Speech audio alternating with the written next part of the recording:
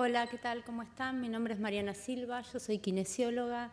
Yo les voy a hablar de ventilación no invasiva en pacientes con patología respiratoria aguda.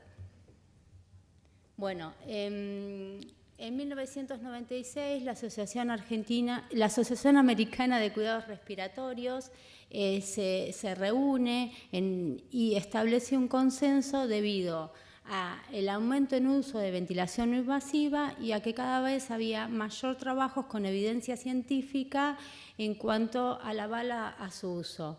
La primera definición que se establece es la aplicación de ventilación positiva en la vía aérea superior con el objetivo de aumentar la ventilación alveolar. Es la aplicación de presión positiva sobre la vía aérea superior con el propósito de aumentar la ventilación alveolar, permitiendo la aplicación de cualquier forma de soporte ventilatorio sin el establecimiento de una vía aérea artificial, ya sea tubo endotraqueal ni traqueostomía.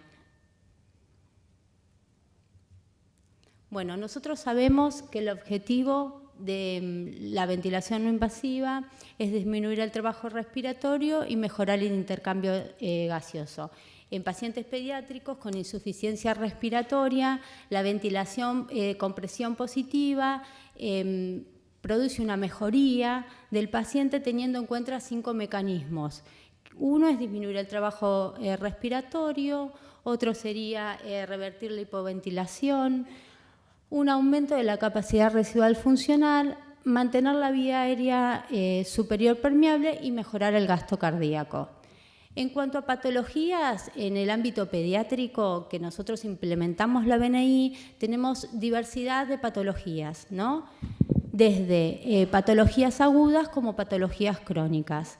En cuanto a la evidencia científica de la utilización, nosotros sabemos que inicialmente esto se utilizó en pacientes neuromusculares, que es donde hay mayor evidencia. Ya en el consenso de ventilación no invasiva en 1996, las patologías prevalentemente pediátricas eran los pacientes neuromusculares, los pacientes con fibrosis quística, los pacientes con apneas con el SAOS, síndrome obstructivo del sueño.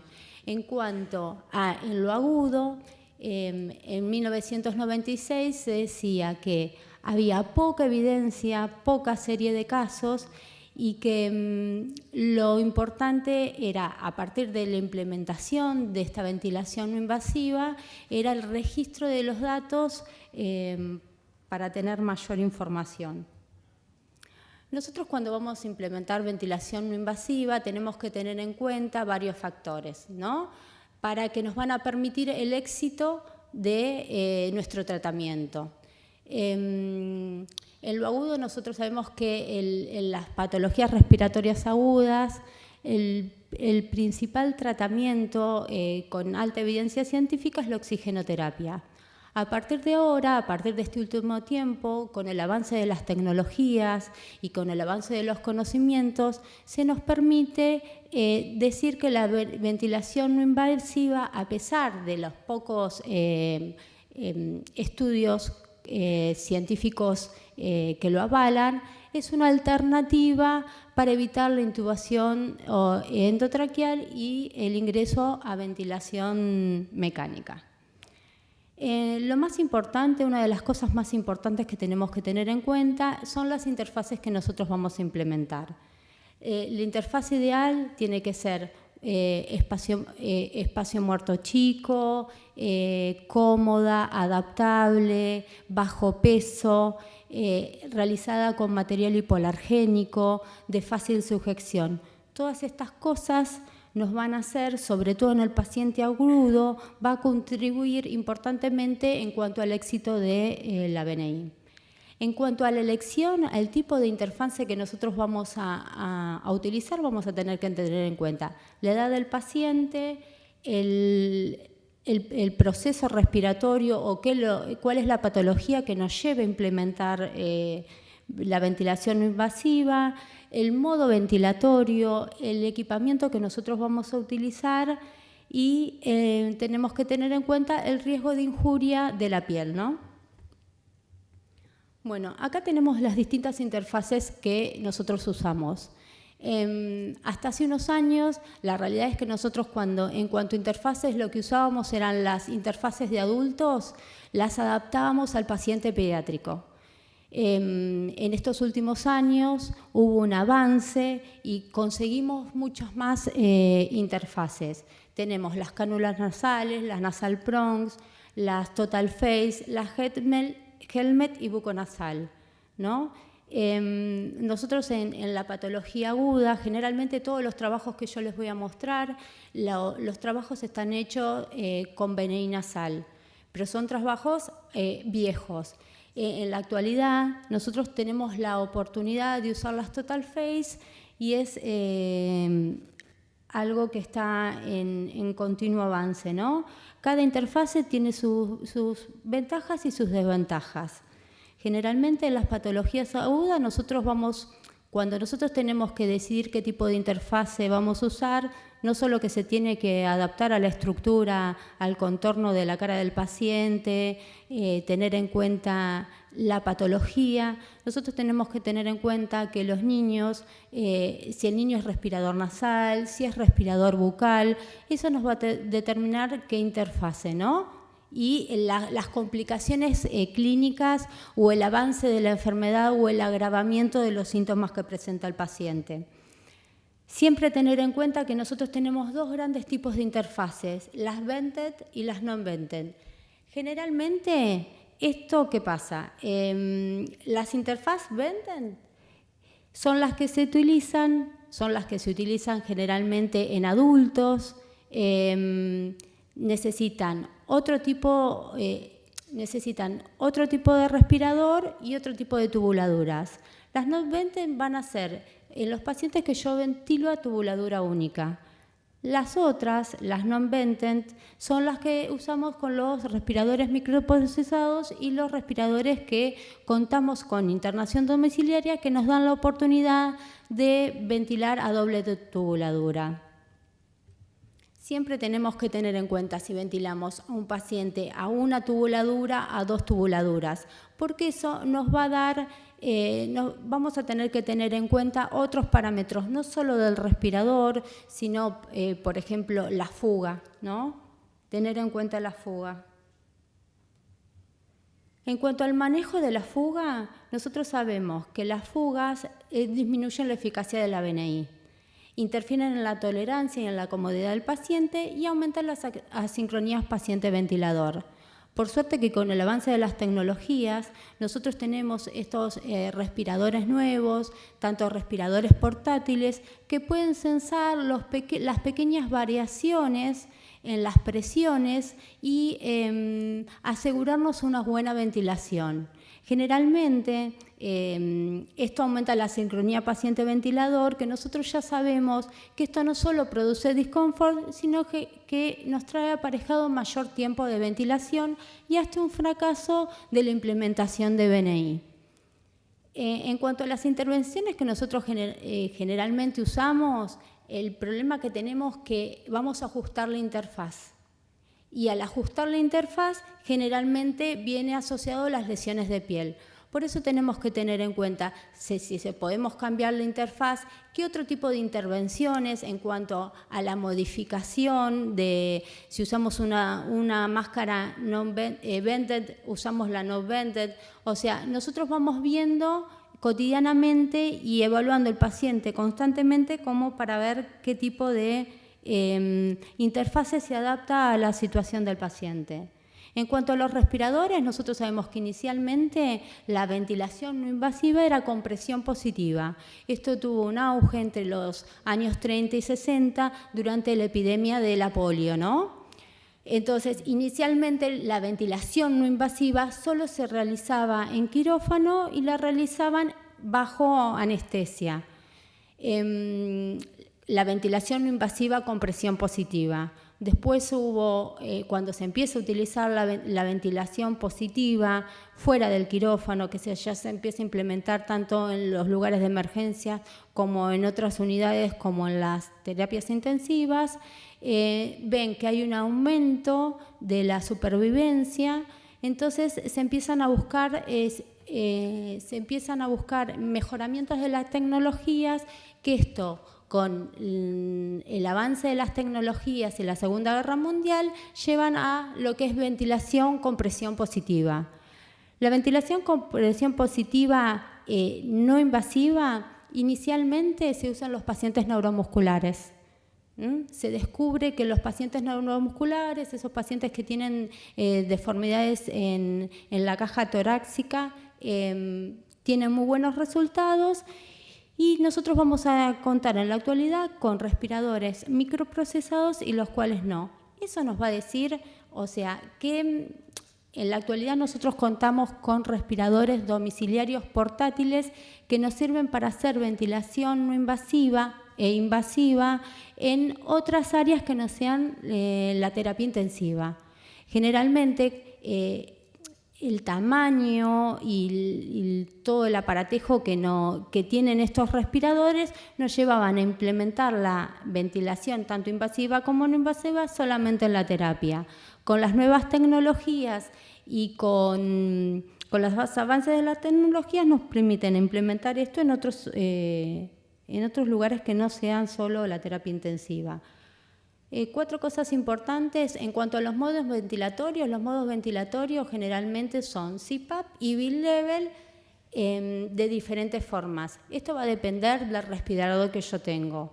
O sea, el respirador que yo tengo, las tubuladuras, si ventilo una sola tubuladura, a doble tubuladura, qué tipo de interfase uso. Los respiradores actuales lo que tienen es que nos permiten un mejor monitoreo respiratorio del paciente, ¿no? En cuanto al suplemento de oxígeno, inicialmente el suplemento de oxígeno se ponía sobre la tubuladora o en la interfase.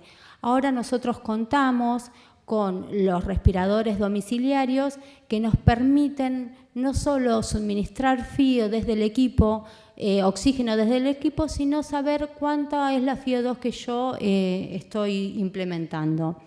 En cuanto a la humidificación, nosotros sabemos que es muy importante la humidificación. Siempre la humidificación tiene que ser activa, sobre todo en los pacientes pediátricos y sobre todo en estos pacientes que tienen patologías respiratorias agudas. Y la aerosolterapia. La aerosolterapia en ventilación invasiva es bastante controvertida. Generalmente un paciente que yo lo tengo en ventilación no invasiva, yo tengo que tener la oportunidad de sacarle la máscara y poderle hacer aerosolterapia. Si no, me tengo que replantear. Si al paciente yo no le puedo sacar la máscara, si realmente no necesita ya una ventilación invasiva, ¿no? En cuanto a la importancia, la selección adecuada de equipos, incluyendo máscara apropiada, circuitos, dispositivos y configuración del dispositivo, es esencial para el éxito de la BNI.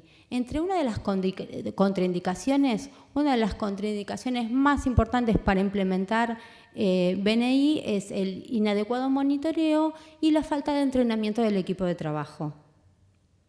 Los objetivos iniciales en cuanto a frecuencia respiratoria, frecuencia cardíaca, presión de oxígeno, CO2 y la saturación, el más importante es la frecuencia cardíaca. Ese es el que primero nos va a disminuir y nos va a dar una pauta de qué es lo que estamos haciendo. Si en las primeras 2 horas el paciente no responde a la BNI, necesita mayor cantidad de FiO, una FiO mayor a 80, y le tengo que aumentar los parámetros del respirador como para sostener una saturación, eso nos da una indicación de falla. Nos tenemos que replantear el tratamiento porque la demora en realizar la ventilación invasiva nos produce mayor mortalidad. En cuanto a los predictores de éxito y de fracaso en ventilación no invasiva, hay un trabajo de Mayordomo del 2009 que dice, y en la mayoría de los trabajos, que la ventilación no invasiva en bronquiolitis es frecuente y con un éxito del 83%. Y los factores relacionados con el éxito tenemos la disminución de la frecuencia cardíaca en la primera hora de inicio de la BNI y la ausencia de factores de riesgos asociados como ya sean cardiopatías congénitas, desnutrición, enfermedades metabólicas, enfermedades neurológicas. En cuanto a la evidencia, La primera evidencia aparece en 1960, que es una serie de casos de solo 28 pacientes entre 4 y 16 años con neumonía y desórdenes, enfermedades neurológicas con alto riesgo de falla respiratoria, que comprueban que en la primera hora de aplicación de ventilación no invasiva hay una disminución de la frecuencia respiratoria. Hay un montón de trabajos, les voy a nombrar los más importantes. El último trabajo, el que hace Cochrane, hace una revisión, hace una revisión de lo que es ventilación no invasiva en bronquiolitis y dice que concluye que no puede determinar que la implementación de ventilación no invasiva sea efectiva en el tratamiento de la bronquiolitis. Nosotros vamos a encontrar varios casos, varias series de casos. Generalmente los estudios que encontramos son pequeños, con un número pequeño de pacientes. Acá tenemos uno que del 2012 de GANU, que dice que hay un incremento en el uso de ventilación no invasiva que está asociado a una disminución de la frecuencia de intubación. El éxito es de 83%, el éxito es del 83%. Este trabajo lo hacen 530 pacientes con bronquiolitis, de los cuales 400 pacientes necesitan ventilación ya sea invasiva y no invasiva. De esos 400, 300 van a tener ventilación no invasiva.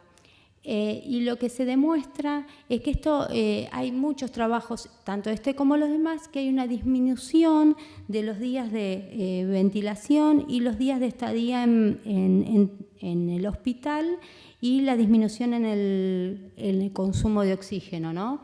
Acá hay otro trabajo también de Lassner, de ventilación no invasiva en bronquiolitis, que nos dice que hay un 80% de pacientes que responden a la bronquiolitis y la mejoría de los parámetros respiratorios lo ve dentro de las 2 horas y continúan a las 4 horas. Después tenemos este estudio que se hizo en el Garrahan, que nos habla de la experiencia que ellos tienen durante 4 años, que va desde el 2006 al 2010. Es un estudio descriptivo, observacional, retrospectivo. En cuanto al número de casos que toman es 332. La interfase que más se usa en ese momento era la cánula nasal y en el desarrollo del texto lo que decía es que se estaba recién empezando a implementar lo que es la máscara oronasal como primera elección en los pacientes con dificultad respiratoria aguda, ¿no? Entonces nosotros ahí tenemos que ya recién en el 2010 empezábamos a hacer ventilación no invasiva con oronasal, ¿no? En cuanto a la evidencia. Recién ahora, estos últimos años, tenemos la suerte de tener las Total Face, que son máscaras faciales de distintos tamaños que nos permiten una mejor ventilación del paciente pediátrico.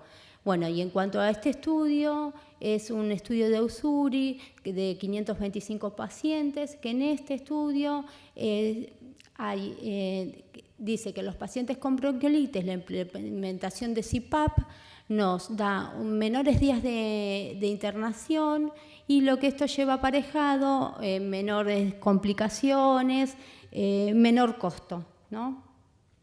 En cuanto a las ventajas de la aplicación de BNI, nosotros sabemos que la ventilación no invasiva mantiene lo que es la vía aérea artificial, la vía aérea superior intacta, que no corremos con los riesgos de la intubación endotraqueal, ya sea con los distintos tipos de complicaciones que nos traen la intubación endotraqueal, como estenosis laringea, difusión de las cuerdas vocales, infecciones nosocomiales, preserva lo que es la defensa de la vía aérea, reduciendo el riesgo de neumonía asociada a la ventilación y de sinusitis, no requiere paralizantes y la necesidad de sedación es mínima en los pacientes adultos jóvenes o en los niños les permite el habla y la comunicación. Se ha demostrado que reduce los días de hospitalización, así como los costos. Entonces, nosotros tenemos fundamentalmente que cuando vamos a implementar BNI, a pesar de que la serie de casos que encontramos o los estudios son pocos, nosotros podemos implementar BNI. Siempre va a depender el lugar. Puede ser tanto en emergencia, en terapia intensiva, en la sala, en una unidad de cuidados intermedios. Va a depender sobre todo de la formación profesional y de la capacitación del paciente, de la capacitación del médico, del grupo tratante, del enfermero, del kinesiólogo, el equipamiento con que vamos a contar, desde las interfaces, las tubuladuras, el tipo de respiradores. Estos avances tecnológicos los que nos permiten es una mayor implementación de lo que es ventilación no invasiva en distintas áreas del hospital y en cuanto a ver los efectos, a demostrar los efectos clínicos positivos que tenemos en las patologías agudas. Muchas gracias.